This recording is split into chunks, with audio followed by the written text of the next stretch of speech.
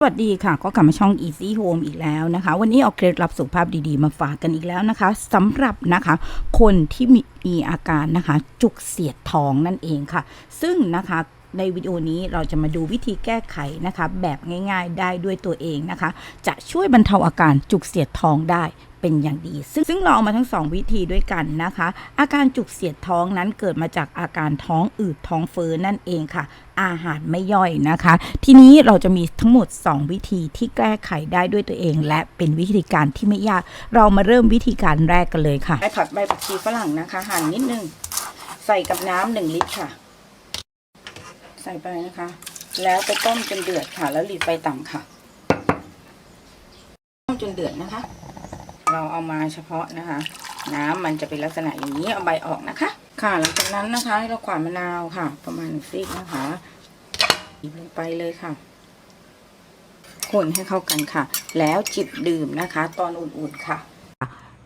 ชาสูตรนี้นะคะจะใช้หลักๆเลยก็คือผักชีฝรั่งนั่นเองค่ะซึ่งชาผักชีฝรั่งนะคะจะเป็นชาสมุนไพรที่เรียบง่ายและเป็นธรรมชาติที่ทำมาจากนะคะผักชีฝรั่งนะคะผักชีฝรั่งเป็นมากกว่าเครื่องปรุงแต่ยังอัดแน่นไปด้วยวิตามินและธาตุและสารต่อต้านอนุมูลอิสระนะคะที่สร้างมหัศจรรย์ให้กับร่างกายคือลดอาการท้องอืดท้องเฟ้อนะคะเราสามารถทานชาผักชีฝรั่งนะคะได้หลังรับประทานอาหารมื้อหลักๆทุกมื้อเลยนะคะและถ้าเกิดเราทานนะคะหลังอาหารแล้วนะคะจะช่วยปรับปรุงระบบย่อยได้ดีมากยิ่งขึ้นนั่นเองจะเกิดจาก3โรคด้วยกันนั่นก็คืออย่างแรกคือโรคกระเพาะอาหารอักเสบนะคะซึ่งจะทำให้อาการปวดบริเวณท้องส่วนบนอาจเป็นบริเวณลิ้นปี่ถึงเหนือสะดือนะคะและปวดค่อนไปทางด้านซ้ายค่ะหากปวดแบบจุกๆหรือแสบร้อนแล้วก็ปวดล้าวไปทะลุทางหลังได้ค่ะรวมถึงนะคะมีอาการท้องอืดอาหารไม่ย่อยอิ่มเร็วเรอบ่อยนะคะขึ้นไส้อาเจียนด้วยนะคะอีกโรคนะคะ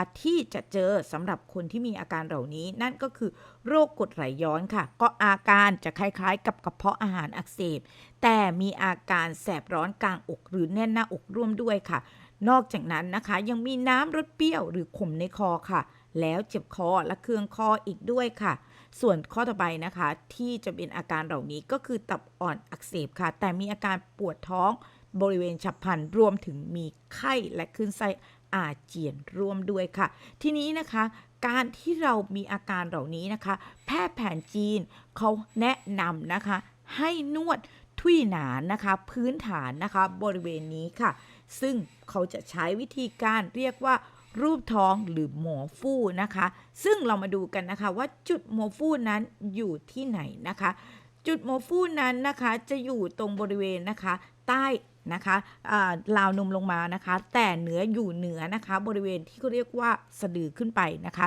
พูดง่ายอยู่จุดกลางลำตัวนั่นเองค่ะแล้ววิธีการทำอย่างไรคะเราไปเริ่มกันเลยค่ะวิธีการให้ใช้ฝ่ามือรูปท้องเบาๆโดยหมุนตามเข็มนาฬิกาค่ะโดยลำดับแรกปล่อยมือตามธรรมชาติค่ะวางมือนะคะใต้ลิ้นปี่จากนั้นรูปตามเข็มนาฬิกานะคะค่อยๆลูบค่ะขนาดรูปผิวหนังที่รูปต้องไม่ขยับนะคะโดยใช้แรงการนวดค่อนข้างเบา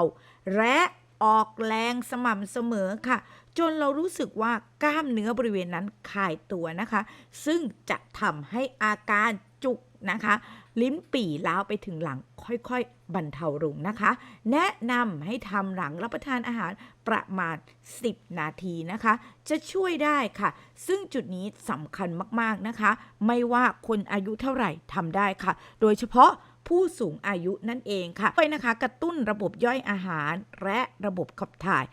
สำหรับคนที่ท้องผูกค่ะซึ่งเราทำได้หลังรับประทานอาหารทันทีค่ะและจุดนี้นะคะก็เพิ่มการไหลเวียนของฉี่และเลือดนั่นก็คือไหลเวียนของลมและเลือดในร่างกายนั่นเองค่ะลองไปทำดูนะคะจุดนี้ง่ายนิดเดียวบอกเลยได้ผลจริงไม่ต้องกินยาลดปวดนะคะรวมถึงยาลดกรดเลยค่ะเป็นไงมั่งคะลองใช้วิธีนี้นะคะเวลาคุณมีอาการจุกเสียดท้องนะคะรับรองนะคะช่วยได้แน่นอนค่ะเราเจอกันใหม่คลิปหน้าคลิปนี้ลาไปก่อนค่ะสวัสดีค่ะ